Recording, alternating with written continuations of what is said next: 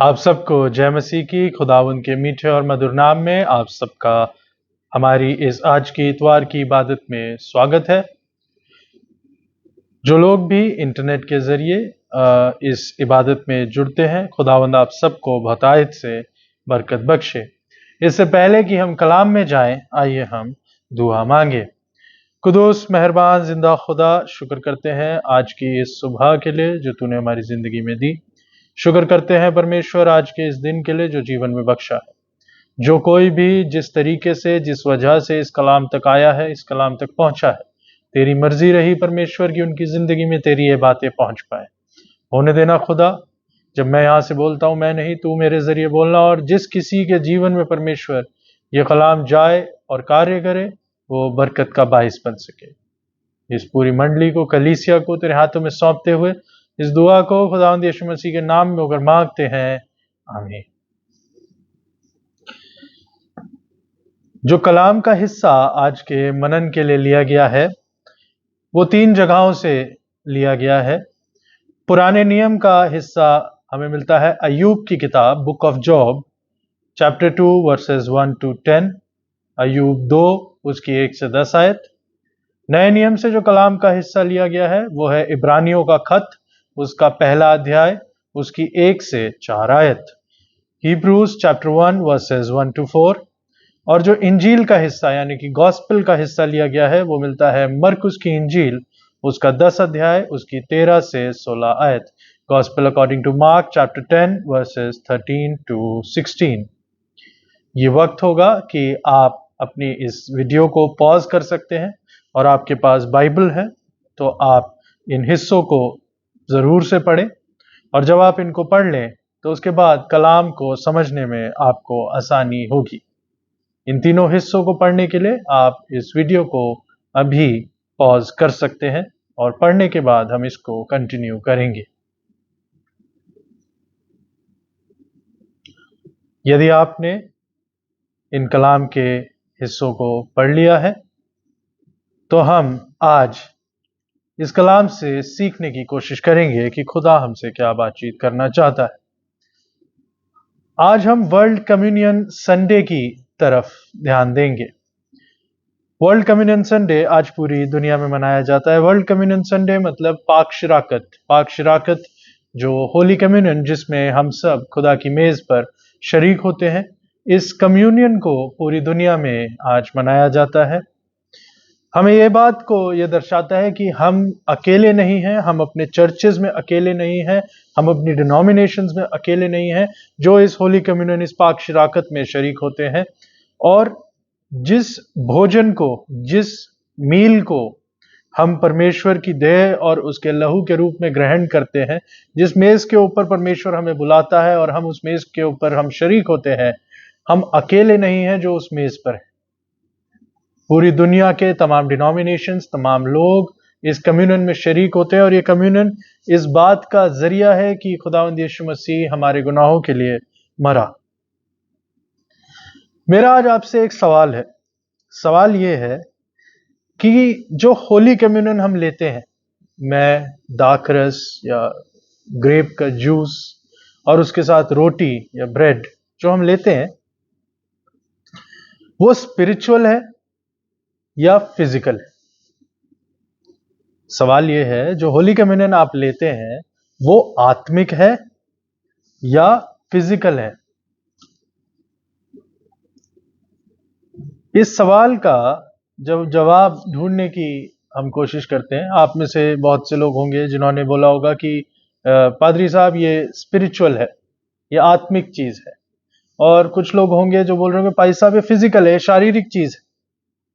शारीरिक चीज यानी कि प्रैक्टिकल, हम इसको छू सकते हैं। पर मैं कहता हूं ये दोनों है, स्पिरिचुअल भी है और फिजिकल भी है। पर जब हम होली कम्युनियन के बारे में बात करते हैं और जिस चीज में होली लग जाए तो ज्यादा झुकाव हमारा स्पिरिचुअल चीज की तरफ हो जाता है कि ये एक आत्मिक चीज है। होली कम्युनियन एक आत्मिक चीज है। ये स्पिरिचुअल इस तरीके से है, आत्मिक इस तरीके से है कि परमेश्वर के अनुग्रह को दर्शाती है, और ये एक यादगारी है। ये यादगारी है कि प्रभु यीशु मसीह मेरे गुनाहों के लिए मरा। पर ये फिजिकल भी है। फिजिकल इसलिए है क्योंकि ये रोटी है और ये जूस है जिसे मैं छू सकता हूं, जिसे मैं खा सकता हूं, जिसे मैं पी सकता हूं, जिसे मैं ग्रहण कर सकता हूं। और स्पिरिचुअल चीजें ऐसी नहीं होती कि जिन्हें मैं छू पाऊं। धार्मिकता छुई नहीं जा सकती, धार्मिकता पकड़ी नहीं जा सकती, पी नहीं जा सकती, खाई नहीं जा सकती। तो मेरा सवाल वापस ये है कि ये फिजिकल है या स्पिरिचुअल है? क्योंकि हमारा ये मानना है कि पादरी साहब ये एक ऐसी फिजिकल चीज है जिसके जरिए मैं स्पिरिचुअल हो जाता हूं। जब भी मैं इस रोटी और मैं के लिए उस मेज के ऊपर सामने अपने घुटनों को टेकता हूं तो मैं एक आत्मिकता से भर जाता हूं। और सही बात भी है, अगर आप ऐसा महसूस करते हैं तो मैं उस बात को गलत नहीं कहता। पर आज मैं प्रभु यीशु मसीह की तरफ आपका ध्यान लेकर जाना चाहूंगा। वो क्या कर रहे थे? वो इसको फिजिकल या प्रैक्टिकल एस्पेक्ट में ला रहे थे या स्पिरिचुअल एस्पेक्ट में ला रहे थे? मेरी बात आपको समझ नहीं आएगी। इसको समझाने के लिए मैं आपको एग्जाम्पल देना चाहता हूं। हमारा प्रभु यीशु मसीह के ऊपर विश्वास है और प्रभु यीशु मसीह विश्वास के ऊपर बहुत जगहों पर बातों को बोलते भी हैं। पर प्रभु यीशु मसीह जब पाकशा के लिए इस रोटी और मैं को हमें देते हैं तो वो उस विश्वास को टैंजिबल कर देते हैं, रियल कर देते हैं, यानी कि आप उसे छू सकते हो, पकड़ सकते हो, देख सकते हो। खुदा की देह और खुदा की जो लहू है वो एक चीज है। क्या चीज है वो? खुदा की देह और खुदा का लहू क्या है? क्या आप खुदा की देह और खुदा के लहू को छू सकते हो? इसके दोनों जवाब है, हां भी और ना भी। ना इसलिए कि प्रभु यीशु मसीह आज मेरे सामने मौजूद नहीं है तो मैं उसे कैसे छूं, उसकी देह को कैसे छूं, उसके लहू को कैसे छूं। पर उसका जवाब हां इस तरीके से है कि प्रभु यीशु मसीह एक इंस्टीट्यूशन बना के गए कि ये रोटी और ये मैं, इसको जब भी तुम छुओगे इस विश्वास के साथ कि ये मेरी देह है और ये मेरा लहू है। तो जो चीज इनटैंजिबल थी, जिस चीज को आप छू नहीं सकते थे, प्रभु यीशु मसीह ने स्पिरिचुअल चीज को प्रैक्टिकल कर दिया। एक ऐसी चीज जो कि धार्मिकता से जुड़ी हुई थी, उसका अनुग्रह था, उसकी यादगारी थी, जो एक एब्स्ट्रैक्ट चीज थी जिसे मैं छू नहीं सकता था, पर प्रभु यीशु मसीह ने उसे इस तरीके से बना दिया कि मैं उसे छू सकता हूं। क्योंकि प्रभु यीशु मसीह की जब आप टीचिंग्स में जाएंगे तो वो एब्स्ट्रैक्ट में बहुत ही कम जिया।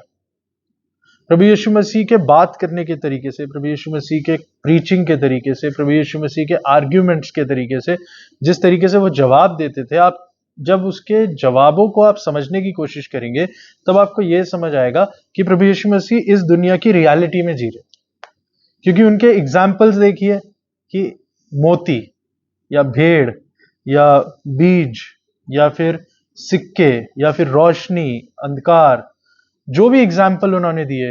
एक बाप है जिसका बेटा भाग गया और उड़ाऊ पुत्र वापस आ गया। एक औरत है जिसने सिक्कों को खो दिया। एक इंसान है जिसको 10 मोहरें दी गई, उसने उसमें से किसी ने उसे डबल कर दिया, किसी ने गाड़ दिया। एक बीज बोने वाला आया और उसने बीज बोए। प्रभु यीशु मसीह ने ऐसी कोई बातें नहीं बोली जो आप देख नहीं सकते या जो दुनिया से परे थी या जो आप टच नहीं कर सकते थे। उनके एग्जाम्पल्स, उनके मेटाफर्स सब इस तरीके से थे जो कि प्रैक्टिकल है, रियल वर्ल्ड में, दुनिया में है और उस समय की दुनिया में भी थे। जब हम कोई चीज देखते हैं जो कि सही है और हमारे सामने है, तब हम क्या उसे समझ पाते हैं? मेरा सवाल ध्यान से सुनिएगा। जब किसी चीज को हम देख पाते हैं कि वो सामने है, क्या हम उसे समझ पाते हैं? एक रेस्टोरेंट है, उसमें 4-5 दोस्त खाना खाने गए। अब खाना खाने के लिए अगर बैठे हैं तो जरूरी नहीं है सबको खाना टेस्टी लगे और जरूरी नहीं है सबको खाना बुरा लगे। जरूरी नहीं है सारे दोस्त जो बैठे हैं वहां खुश हैं। जरूरी नहीं है सारे दोस्त जो वहां बैठे हैं दुखी हैं। जरूरी नहीं है कि सबका ध्यान उसी कॉन्वर्सेशन पे है जो चल रही है। हो सकता है कोई खिड़की के बाहर देख रहा हो, कोई बैठा है, कोई खाने का वेट कर रहा है, कोई डेकोरेशन को देख रहा है। एक ही जगह मौजूद रह के जरूरी नहीं है सब लोग एक ही तरीके से बिहेव करे या एक ही चीज से समझे, एक ही तरीके से उस चीज को जाने। कलीसिया में भी ऐसा ही, जब कलीसिया में कलाम दिया जाता है, सरमन प्रीच किया जाता है, तो आपको ये बात समझ आती है, एज अ प्रीचर आपको ये बात समझ आती है, सब लोग नहीं है जो पूरे ध्यान से उस कलाम को सुन रहे। हो सकता है कोई शुरू में बहुत ध्यान से सुने, हो सकता है कोई अंत की बात सुन ले, हो सकता है किसी का फोन सरमन के बीच में आ रहा है, वो उसका ध्यान फोन में है, हो सकता है किसी के पास छोटे बच्चे हैं, वो रो रहा है तो बेचारों को उनको उठा के बाहर ले जाना पड़ रहा है, हो सकता है किसी को घर जाके कुछ काम करना है, खाना बनाना है, उनका ध्यान उस तरफ है, हो सकता है किसी की गाड़ी खराब, कुछ भी हो सकता है। और हो सकता है कि ऐसा कुछ भी ना हो, आपका पूरा ध्यान कलाम की तरफ है और आप सब चीज छोड़ के कलाम को सुन रहे हैं।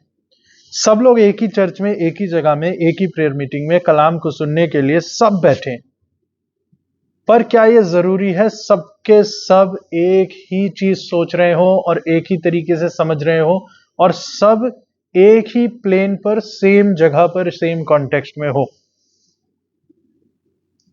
जरूरी नहीं। पर जैसे उस रेस्टोरेंट में जितने भी दोस्त हैं सब एक साथ खाना खाएंगे, जैसे एक कलीसिया या एक मंडली जब एक चर्च में बैठी है, सबके सब दुआ में शरीक होंगे, सबके सब खुदा की बरकतों को हासिल करने के लिए आए। उसी तरीके से जब खुदा की मेज में हम शरीक होते हैं, तो आप स्पिरिचुअली हो सकता है बहुत ज्यादा फिल्ड हो, अपने गुनाहों का अंगीकार करके, अपने गुनाहों के लिए माफी मांगकर उस मेज के ऊपर बैठे। हो सकता है आप जल्दी में हैं कि सर्विस लेट हो गई है, मेरे को जाना है और मैं पहली मेज में शरीक हो जाऊं। हो सकता है आप एक रिवायत में हैं और उस मेज पर जाकर बैठ गए और उस पाक शराकत में हिस्सा ले लिया है। स्पिरिचुअली हम सब अलग अलग अलग अलग जगहों पे हो सकते हैं, पर प्रैक्टिकली, फिजिकली सब एक ही जगह, एक ही मेज पर है, एक ही रोटी और एक ही मैं ले रहे हैं और एक ही आशीष वचन सबको दिया जाता है। तो खुदावंद की मेज सबको बराबर कर देती है। भले ही आप अपने दिमाग में कुछ और सोच रहे हो, आप ऊंचाई पे हो, निचाई पे हो, आप काले हो, गोरे हो, मोटे हो, पतले हो, पैसे वाले हो, गरीब हो, दुखी हो, खुश हो, कोई फर्क नहीं पड़ता। खुदा की मेज, खुदा की मैं, खुदा की रोटी सबके लिए बराबर है। वो मेज, वो जगह सबके लिए बराबर है। यहां तक बराबर है कि थोमा, जो कि उसके ऊपर विश्वास करने के लिए मुश्किल में था, और पतरस, जो कि उसका इनकार करने को था, और बाकी सारे चेले, भले ही वो गलतियों से भरे हुए थे, पर जब खुदा की मेज पे आए तो उसने सबको रोटी दी और सबको मैं दी और सब उस मेज के लिए बराबर है। स्पिरिचुअली हो सकता है आप अलग अलग अलग अलग लेवल पे हो, पर फिजिकली खुदा का जो होली कम्युनियन है, जो कम्युनियन है, वो आपको एक ही जगह पर ले आता है। तो अब अगर मैं आपसे पूछूं कि खुदावंद की जो मेज है, जो होली कम्युनियन है, वो ज्यादा स्पिरिचुअल है या ज्यादा फिजिकल है, तो आपका क्या जवाब होगा? इज इट मोर स्पिरिचुअल और मोर फिजिकल? क्योंकि स्पिरिचुअली तो हो सकता है 10 लोग इस मेज पे बैठे और 10 में से शायद एक ही स्पिरिचुअली बैठा है और 9 लोग अलग चीजों को सोचकर आ रहे हैं, किसी का ध्यान कहीं है, कोई रिवायत में ले रहा है। तो वो मेज ज्यादा स्पिरिचुअल हुई या ज्यादा फिजिकल? ये ब्रेड और वाइन ज्यादा स्पिरिचुअल है या ज्यादा फिजिकल? ये ज्यादा धार्मिक है या ज्यादा शारीरिक? इन बातों को सुनने के बाद हो सकता है आप ये बोले कि पादरी साहब, अब हमें लगता है कि ज्यादा फिजिकल है, ज्यादा शारीरिक है, क्योंकि स्पिरिचुअली अगर मैं नहीं भी समझ पा रहा हूं तो फिजिकली मैं उस ऑल्टर पे हूं, फिजिकली वो ब्रेड और वाइन मुझे मिल रहा है। तीनों कलाम के हिस्से जब हम अब पढ़ेंगे तो इस स्पिरिचुअल और फिजिकल को हम समझने की कोशिश करेंगे, ये कैसे इंटरैक्ट करता है और इसका होली कम्युनियन से क्या लेना देना है, इसका मेरी जिंदगी से क्या लेना देना। पहला कलाम का हिस्सा जब हम अय्यूब की किताब, उसका दूसरा अध्याय, उसकी 1 से 10 आयत जब हम पढ़ेंगे, 10वीं आयत मेरे अजीजों जब आप देखेंगे तो 10वीं आयत बहुत मशहूर आयत है। 10वीं आयत कहती है, उसने उससे कहा, तू एक मूढ़ स्त्री सी बातें करती है, क्या हम जो परमेश्वर के हाथ से सुख लेते हैं दुख ना ले? इन सब बातों में भी अय्यूब ने अपने मुंह से कोई पाप ना किया। अय्यूब बहुत ही मशहूर कैरेक्टर है, बहुत ही फेमस कैरेक्टर है, जिसके लिए बोला जाता है कि इतना सब कुछ परेशानियां झेलने के बाद भी परमेश्वर के खिलाफ उसने अपने मुंह को ना खोला और उसने पाप ना किया। और जिस मूढ़ स्त्री की 10वीं आयत में बात हो रही है वो इसकी वाइफ है, अय्यूब की वाइफ है। जब आप 1 से 6 आयत पढ़ेंगे, पहली आयत से 6 आयत, दूसरे अध्याय की पहली आयत से 6 आयत पढ़ेंगे, तो पहली आयत में आपके सामने पढ़ता हूं, फिर एक और दिन यहोवा परमेश्वर के पुत्र उसके सामने उपस्थित हुए और उनके बीच शैतान भी उसके सामने उपस्थित हुआ। यहोवा है, परमेश्वर के पुत्र है, शैतान है, पूरा स्पिरिचुअल रेल्म है। ना आप में ना मैंने, हम में से किसी ने इसको देखा नहीं है, बस हम इस आयत में इसको इमेजिन करते हैं कि एक जगह है जहां परमेश्वर होगा, परमेश्वर का सिंहासन होगा, वहां परमेश्वर के पुत्र हैं और शैतान भी घूमता हुआ आ जाता है। और जब आप पहली आयत से 6ठी आयत तक इस पूरे पैसेज को देखेंगे तो 5वीं आयत में कहता है, इसलिए केवल अपना हाथ बढ़ाकर उसकी हड्डियां और मांस छू, तब वह तेरे मुंह पर तेरी निंदा करेगा। शैतान कहता है फिजिकली जब तू इसको टच करेगा तब ये तेरे बारे में बुराई करेगा परमेश्वर। 6ठी आयत में यहोवा ने शैतान से कहा, सुन वो तेरे हाथ में है, केवल उसके प्राण छोड़ देना। 6ठी आयत तक जो डिस्कशन है ना वो सारा स्पिरिचुअल है, प्रैक्टिकली कुछ नहीं हो रहा है। लेकिन जब आप 7वीं, 8वीं और 9वीं आयत पढ़ेंगे तो वहां लिखा है, तब शैतान यहोवा के सामने से निकला और अय्यूब के पांव के तलवे से लेकर सिर की चोटी तक बड़े बड़े फोड़ों से पीड़ित किया। तब अय्यूब खुजलाने के लिए एक ठीकरा लेकर राख पर बैठ गया। तब उसकी स्त्री उससे कहने लगी, क्या तू अब भी अपनी खराई पर बना है? परमेश्वर की निंदा कर और चाहे मर जाए तो मर जा। जब कलाम को आप 1 से 6 आयत तक पढ़ते हैं ना, तो प्रॉब्लम जो है वो स्पिरिचुअल लेवल पे हो रही है। शैतान और परमेश्वर आपस में झगड़ा करते रहे। शैतान और परमेश्वर अय्यूब के बारे में या मेरे बारे में या आपके बारे में डिस्कस करते रहे, मैं धार्मिक हूं कि नहीं, मैंने गलती करी कि नहीं। ये सब आत्मिक लेवल पे अगर हो भी रहा है तो होता रहे, तब तक हमें कोई फर्क नहीं पड़ता। पर जब आप 7वीं, 8वीं और 9वीं आयत में आते हैं ना, जब उसके हाथ पैरों पे वो प्रॉब्लम शुरू हो जाती है, जब एक्चुअली उसकी जिंदगी में प्रॉब्लम्स आने लगती हैं, जब उसके खेत खलियान खराब होते हैं, उसके बच्चे मरने लगते हैं और वो परेशान हो रहा होता है, उस परेशानी के समय में जब वो परेशानी फिजिकली सामने आती है ना, तब प्रॉब्लम लगती है। जब तक चीजें स्पिरिचुअल लेवल पे है ना, आत्मिक लेवल पे, मुझे कुछ नहीं हो रहा है, सब ठीक है। पर जब प्रॉब्लम फिजिकली सामने आ जाती है ना, अगर आप बीमार हैं, अगर आपके ऊपर कर्जा है, अगर आपकी जिंदगी में परेशानियां हैं, अगर आपकी जिंदगी में कठिनाइयां हैं, अगर आपके अपने रिश्तेदार हैं जो आपको सताते हैं, शैतान सता रहा है, सताएगा, जब सताएगा तब देखेंगे। खुद की वाइफ अय्यूब की सता रही है, तब वो बातें चुभेंगी। दुनिया बोल के जाए फर्क नहीं पड़ता, जब आपके अपने बोलते हैं तब आपको दर्द होएगा। इसलिए शैतान क्या है ना, एक दूर को शैतान है, शैतान ने ये कर दिया, शैतान ने, उससे ज्यादा फर्क नहीं पड़ता। पर जब आपके सामने शैतान आपके रिश्तेदारों के रूप में, आपके दोस्तों के रूप में, आपके कलीग्स के रूप में, उन लोगों के रूप में जिनके बीच में आप रह रहे हैं, उनके जरिए जब कड़वी बातें आपकी जिंदगी में आती हैं, जब आप नुकसान उठाते हैं, जब प्रैक्टिकली आप प्रॉब्लम को फेस करते हैं, तब प्रॉब्लम असर कर देती है। पहली चीज जो हम इस पैसेज से सीखते हैं वो है कि आपको स्पिरिचुअली पावरफुल होना पड़ेगा फिजिकल प्रॉब्लम को झेलने के लिए। क्योंकि अय्यूब स्पिरिचुअली स्ट्रांग था, इसलिए 10वीं आयत में वो बोल पाया कि क्या हम जो परमेश्वर के हाथ से सुख लेते हैं दुख ना ले। इन सब बातों में भी अय्यूब ने अपने मुंह से कोई पाप नहीं किया। तो जो अय्यूब को जो औदा मिला है वो इसलिए मिला है क्योंकि फिजिकल पेन, असली प्रैक्टिकल परेशानियों में भी वो प्रैक्टिकली परमेश्वर को पकड़ के खड़ा था। इन कॉन्वर्सेशंस को वो नहीं सुन रहा था जो शैतान और यहोवा के बीच हो रही थी, पर वो अपने स्पिरिचुअल ताकत को, अपनी धार्मिकता को प्रैक्टिकली शो कर पा रहा था, इसलिए अय्यूब का ये औदा है। तो जो स्पिरिचुअल प्रॉब्लम्स हैं वो जिंदगी में प्रैक्टिकली आती हैं। ये पहले पैसेज से हमने सीखा। अब हम दूसरे पैसेज की तरफ जाते हैं, वो मिलता है इब्रानियों की पत्री, इब्रानियों का खत, उसका पहला अध्याय, उसकी 1 आयत से लेकर 4 आयत। इब्रानियों की पत्री, उसका पहला खत, उसकी 1 आयत से लेकर, उसका पहला अध्याय, उसकी 1 आयत से लेकर 4 आयत।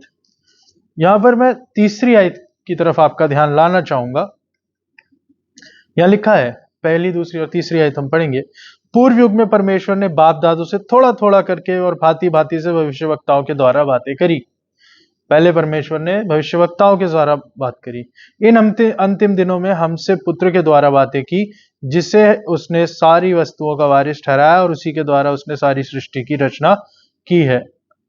पहले भविष्यवक्ताओं के द्वारा, बाप दादाओं के द्वारा बात करी, और अब परमेश्वर के पुत्र के द्वारा बात करी।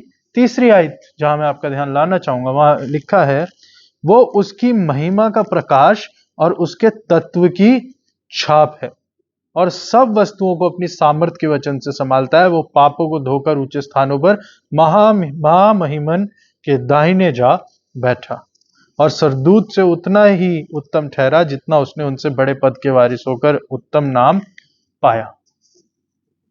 जो तीसरी आयत में 2 लाइन लिखी है ना, छोटी 2 लाइन लिखी है, क्या?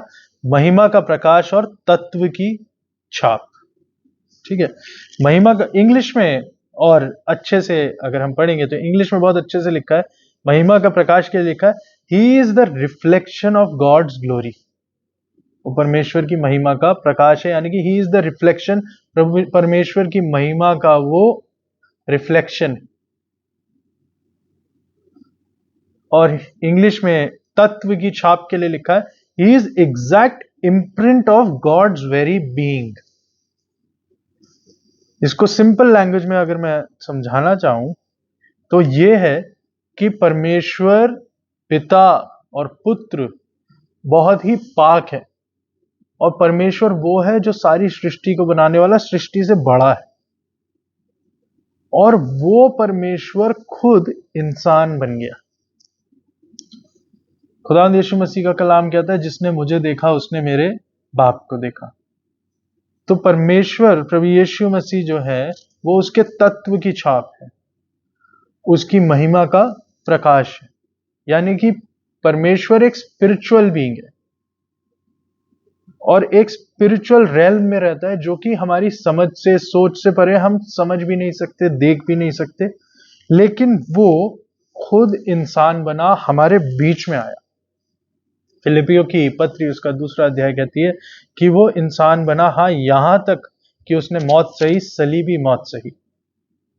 उसको जरूरत नहीं थी, वो यहां था, यहां से वो हमारे लेवल पर आया। क्यों आया?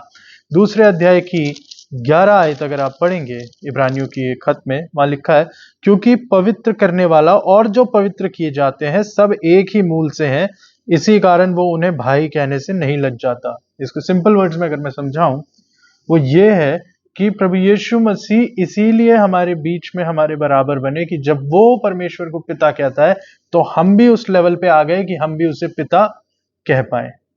और जब वो हमारे गुनाहों को उठा के उसने मौत सही, तो इसलिए सही कि हम उस लेवल पे आ पाए कि हम खुदा के आगे अपनी माफी को रख सके और अनंत जीवन के वारिस हो सके, क्योंकि हम गुनाह से दूर कर दिए गए। ठीक है, अय्यूब की किताब को जब हम पढ़ रहे थे तो हमने देखा प्रॉब्लम स्पिरिचुअल लेवल से जब प्रैक्टिकल लेवल पे होती है तो परेशानी होती है। उसी तरीके से खुदावंद यीशु मसीह हर प्रॉब्लम का सॉल्यूशन, वो भी स्पिरिचुअल लेवल से प्रैक्टिकल लेवल पर आया है। प्रॉब्लम्स भी स्पिरिचुअल से प्रैक्टिकल हो गई और सॉल्यूशन भी स्पिरिचुअल से प्रैक्टिकल हो गया। Transportation from spiritual to practical, यानी कि धार्मिक जगह से शारीरिक जगह पर। अब हम आते तीसरे हिस्से की ओर, और आप कहेंगे पाजी साहब कंफ्यूज हो गए हम। अय्यूब में प्रॉब्लम स्पिरिचुअल से फिजिकल हो गई, इब्रानियों में सॉल्यूशन यानी कि खुदावंद यीशु मसीह स्पिरिचुअल से फिजिकल हो गया। तो आप कहना क्या चाह रहे हैं?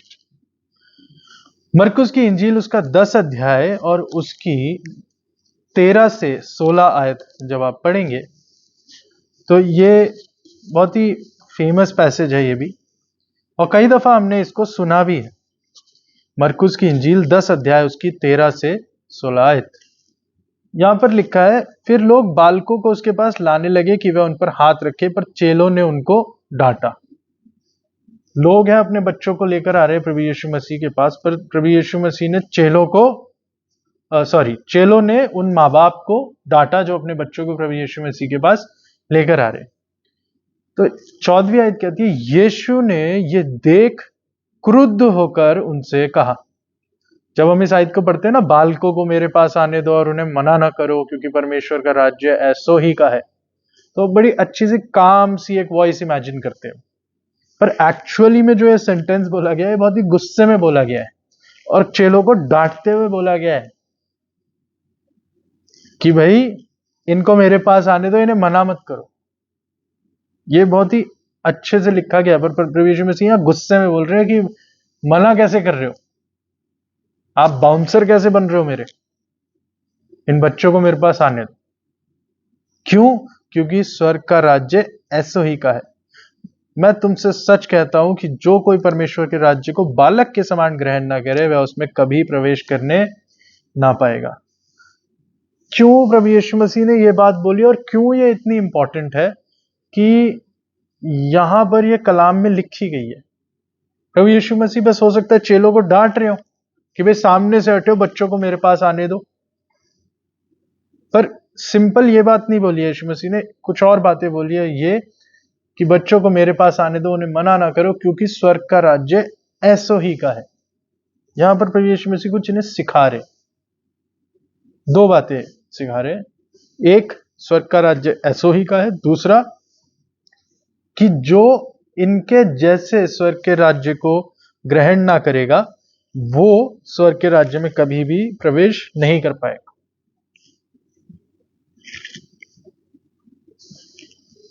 अजीब सी बात है, इसका पिछले दोनों पैसेजेस से क्या लेना देना है? इसका लेना देना है, जब इस पैसेज को मैं पढ़ता हूं और परमेश्वर कहते हैं, प्रभु यीशु मसीह कहते हैं कि तुम जब तक बच्चों के जैसे नहीं हो जाओगे स्वर्ग के राज्य में तुम्हारा प्रवेश नहीं है। स्वर्ग का राज्य तभी तुम ग्रहण कर पाओगे जब बच्चों के जैसे ग्रहण करोगे। तो मैं अगर किसी बच्चे को ले जाऊं और उसे पाक शिराकत की मेज के सामने खड़ा कर दूं और उसे रोटी और मैं दूं, ब्रेड और वो जूस दूं, तो वो उस होली कम्युनियन को कैसे लेगा? उसके लिए वो रोटी और मैं क्या है, रोटी और जूस क्या है, ब्रेड और वाइन क्या है, क्या समझेगा? अगर बच्चे को मैं वो दे दूं, क्या वो उसकी असलियत अहमियत समझ लेगा? क्या वो उसकी गहराई को समझ पाएगा? बच्चे के लिए तो वो रोटी रोटी है और वो ग्लास में जूस जूस है, उसके लिए और कुछ नहीं है। क्योंकि जो बच्चे होते हैं ना, वो बहुत ही प्रैक्टिकल टर्म्स पे जीते, जो दिख रहा है वही है। पर एक और लेवल होता है बच्चों की साइकोलॉजी का कि जो सिखा दिया जाए वही है। आपको समझाता हूं मैं। जब बच्चे किसी चीज पर भरोसा करते हैं ना, किसी इंसान पर भरोसा करते हैं, तो उसकी बात पर भी भरोसा करते हैं। छोटे बच्चे अमूमन जिद करते हैं जब कोई बाहर जाता है। अगर आपके घर में छोटे बच्चे हैं, आप जानते होंगे कि अगर आप कहीं बाहर जा रहे हैं और उस छोटे बच्चे को पता लग जाए कि आप बाहर जा रहे हैं, तो वो जिद करेगा कि मुझे भी बाहर जाना है। उसके लिए लोग क्या करते हैं? लोग फिर झूठ बोलते हैं, अरे नहीं नहीं, कहीं नहीं जा रहे, कोई नहीं जा रहा, हाँ बस अभी आ रहे हैं, बस बाहर तक जा रहे हैं। क्यों? ताकि वो उसे मान जाए। अगर किसी बच्चे को आपको कहीं नहीं जाने देना है तो आप उसे बोल देंगे कि उधर नहीं जाना, उधर भूत है। अब वो बेचारे छोटे बच्चे को वो चेक करने नहीं जाएगा कि वहां भूत है कि नहीं है, आपने बोल दिया और वो मान लेगा। क्यों? क्योंकि वो आपके ऊपर भरोसा करता है। तो अगर कोई ऐसी बात जो बच्चे को समझ नहीं आ रही और गहराई की है, तो उसके लिए माँ बाप को उसे सिखाना पड़ेगा। अगर आप ब्रेड और वाइन उसके हाथ में दे देंगे तो वो उसके लिए ब्रेड और जूस है। अगर आप उसे समझाएंगे कि ये एक रूहानी चीज है, ये ऐसा है, खुदावंद यीशु मसीह हमारे पापों के लिए मरा, और जो कि कंफर्मेशन क्लासेस में हम सिखाते भी हैं, तो आप उसकी अहमियत को सीख पाएंगे। इसको और ठीक से समझाने के लिए मैं आपको एक और एग्जाम्पल देता हूं। अगर स्कूल में एक टीचर अपनी क्लास को ये बोल दे कि कल पिंक कलर का पेपर लाना है, एक पेपर लाना है जो कि पिंक कलर का है। अब माँ बाप चाहे रेड कलर ले आए चाहे ऑरेंज कलर ले आए, क्या वो बच्चा मानेगा? बच्चा जिद पे अड़ा रहेगा कि नहीं, मैम ने बोला था पिंक लाना है। भले ही उस पेपर का एरोप्लेन बनाना हो या कुछ भी काम करना हो, कलर से फर्क ना पड़ता हो, पर मैम ने क्या बोला था कि पिंक कलर का पेपर लाना है। और अगर पिंक कलर लाना है तो वो माँ बाप के पीछे पड़ जाएंगे कि मैम ने पिंक बोला है, रेड नहीं चाहिए, ऑरेंज नहीं चाहिए। क्यों? क्योंकि मैम ने बोला। अब टीचर जो बोल दे वो बच्चे के लिए पत्थर की लकीर हो जाती है। अगर टीचर ने बोल दिया पिंक तो उसका मतलब पिंक। और ऐसा इसलिए होता है क्योंकि बच्चे अपने टीचर्स की बात पर भरोसा करते हैं और उसे एकदम अंधा भरोसा कहते हैं। वो डाउट नहीं करेंगे टीचर ने पिंक बोला है तो क्यों बोला है, क्या है, किस लिए, कैसे। Trust means trust. क्या हमारा विश्वास हमारे सिखाने वाले पर यानी कि कलाम के ऊपर ऐसा है? Do we have that trust on the scripture of God? क्या हमारा विश्वास खुदा के वायदों पर ऐसा है? क्या हमारा विश्वास खुदा की योजनाओं के ऊपर ऐसा है जैसा एक छोटे बच्चे का अपने माता पिता के ऊपर या अपने टीचर के ऊपर होगा? हम विश्वास तभी करते हैं जब हम कुछ प्रैक्टिकली देखते हैं। पर एक बच्चा हर उस चीज को प्रैक्टिकल ले लेता है जिसके ऊपर वो भरोसा करता है। समझना मेरी बात को, हम उसी चीज को भरोसा करते हैं जिसे हम प्रैक्टिकली देखते हैं। पर एक बच्चा हर चीज को प्रैक्टिकली ले लेगा जिसके ऊपर वो भरोसा करता हो। अगर एक छोटे बच्चे को ये भरोसा हो जाए कि स्पाइडरमैन असली है तो वो असली है, वो प्रैक्टिकल है, वो इसकी जिंदगी के लिए असली है। अगर किसी बच्चे को भरोसा हो जाए कि ये कार उड़ सकती है, वो भरोसा कर लेगा। बाद में पता लगेगा कि नहीं, मेरे को बेवकूफ बना रहे थे, लेकिन वो जो ट्रस्ट है ना, वो ट्रस्ट भरोसा करने वाले के ऊपर है। अगर बच्चा किसी के ऊपर भरोसा कर ले तो वो उसके लिए प्रैक्टिकल हो जाता है। संसार हम पर भरोसा क्यों करे? मेरी इस बात को समझिएगा। हम खुदा का कलाम है, ठीक है? हम खुदा के प्रैक्टिकल रिप्रेजेंटेटिव हैं दुनिया में। अगर कोई यीशु मसीह पर भरोसा करना चाहे तो उसके लिए वो किस एग्जाम्पल को देखेगा? वो है मैं, वो है हम। क्या संसार हमको देखने के बाद भरोसा कर पा रहा है कि हमारा खुदा प्रैक्टिकली है, या हम सिर्फ स्पिरिचुअल है और प्रैक्टिकली कुछ नहीं है? अगर आप किसी की मदद करते हैं जरूरत में तो आप प्रैक्टिकली कलाम को जी रहे हैं। और प्रैक्टिकली कलाम को आप तभी ही जी सकते हैं जब आप स्पिरिचुअली स्ट्रांग होंगे। जैसे अय्यूब आत्मिक रूप से मजबूत था, तभी प्रैक्टिकली अपने विश्वास को वो जी पाया। तो अगर हम स्पिरिचुअली स्ट्रांग नहीं है तो प्रैक्टिकली हम अपने विश्वास को जी नहीं पाएंगे, क्योंकि हमारे जरिए खुदा यीशु मसीह को लोग देखते हैं। जब आप खुदा की मेज के ऊपर आए और उस मेज के ऊपर उस मैं और रोटी को खाएं और पिएं, तो इस बात को जान रखें कि वो जो परफेक्ट था, जो मुकम्मल था, जो कामिल था, वो आपके और मेरे गुनाहों के लिए अपनी कुर्बानी को दे गया ताकि हम और आप अनंत जीवन को पा सके। और अगर आप स्पिरिचुअली वीक हैं आत्मिक रूप से अगर आप कमजोरी महसूस करते हैं और आप उस आत्मिकता को महसूस नहीं कर पा रहे, इसी वजह से खुदा ये मैं और रोटी आपके हाथ में दे के गया है कि जब तुम स्पिरिचुअली भूल जाओ, जो चीज तुम्हारे सामने नहीं हुई है, वो क्रूस पर मेरी आंखों के आगे नहीं लटकाया गया, वो कोड़े उसने मेरी आंखों के आगे नहीं खाए, Jesus did not die in front of my eyes. अगर ये स्पिरिचुअली आपको वीक कर रहा है तो प्रभु यीशु मसीह उसी के लिए इस रोटी और इस मैं को देकर गए हैं कि जब तुम इसे पकड़ो तो इस बात को रियलाइज करो कि हाँ, प्रैक्टिकली एक था जो खुदा के दर्जे पर था और वो इंसान के दर्जे पर जन्मा, और जन्म लेने के बाद वो हमारे गुनाहों और पापों के लिए मरा। अगर ये बात कभी हम भूलते हैं और कभी हमारी स्पिरिचुअलिटी वीक होती है, उस वीकनेस के लिए परमेश्वर ने इस प्रैक्टिकल एग्जाम्पल को हमारी जिंदगी में दिया है। Practical sacrifice done by a spiritual being, एक शारीरिक सैक्रिफाइस, कुर्बानी, एक आत्मिक खुदा के जरिए।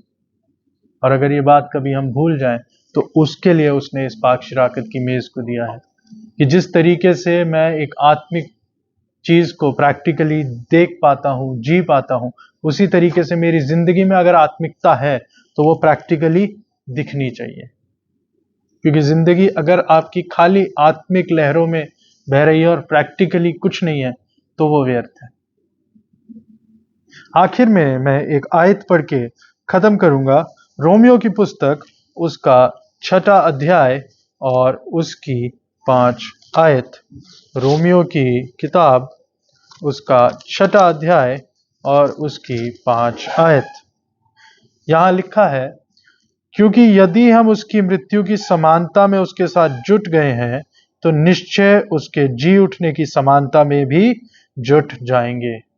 अगर आज आपके विश्वास में कमी है और आप इस होली कम्युनियन को एक रिवायत के तौर पे जिए जा रहे हैं, तो परमेश्वर आपको ये याद दिलाना चाहता है, ये केवल रिवायत नहीं है पर ये एक मौका है उस एहसास को फील करने का कि हाँ, जिस बात में तुम शरीक होते हो ये सही में हुई थी, और क्योंकि ये सही में हुई थी इसीलिए सही में तुम्हारे हाथ में एक निशान है, वो रोटी और वो मैं। तो जब उसको आप लें आत्मिकता के साथ, अपने गुनाहों को मान के, अंगीकार के साथ, और पूरी परमेश्वर को अपनी जिंदगी सौंप कर दे, तब आप जान पाएंगे कि आपकी आत्मिकता के जरिए आपकी जिंदगी में प्रैक्टिकली वो आत्मिकता दिखेगी। और अगर प्रैक्टिकली आपकी जिंदगी में वो आत्मिकता दिखती है तब आप खुदा के जिंदा खत हैं। हम खुदा के जिंदा खत बने और खुदा का ये होली कम्युनियन, इस कम्युनियन संडे पर हम सबको खुदा के जिंदा खत बनने की ताकत और कुव्वत बख्शे। आइए हम दुआ मांगे। खुदोस मेहरबान जिंदा खुदा, शुक्र करते हैं इस कलाम के लिए जो तेरे जरिए हमें मिलता है। शुक्र करते हैं परमेश्वर, खाली हम स्पिरिचुअल नहीं पर प्रैक्टिकल भी हो पाए। जिस तरीके से तूने इस आत्मिक चीज को जो कि तेरी यादगारी और तेरे अनुग्रह की थी, उसको तूने फिजिकली प्रैक्टिकली उस रोटी और उस मैं के रूप में हमें दर्शाया है, दिखाया है। तो प्रभु जी, हमारी जिंदगी में भी जो आत्मिक बातें कलाम की हैं वो प्रैक्टिकली दिखने वाली हो सके, और उन बच्चों की तरह परमेश्वर जो तेरे राज्य के लिए प्रभु जी कबूल किए गए हैं, जिनके जरिए परमेश्वर हम उस एग्जाम्पल को लेते हैं, हम तुझ पर भरोसा कर सके। तमाम लोग जो इस कलाम में शरीक हुए हैं तेरे नाम से बरकतें हासिल करें और प्रभु जी तेरे कलाम में बढ़ने वाले हो सके। इस दुआ को हम खुदावंद यीशु मसीह के नाम में होकर मांगते हैं, आमीन। आप सबको जय मसीह की।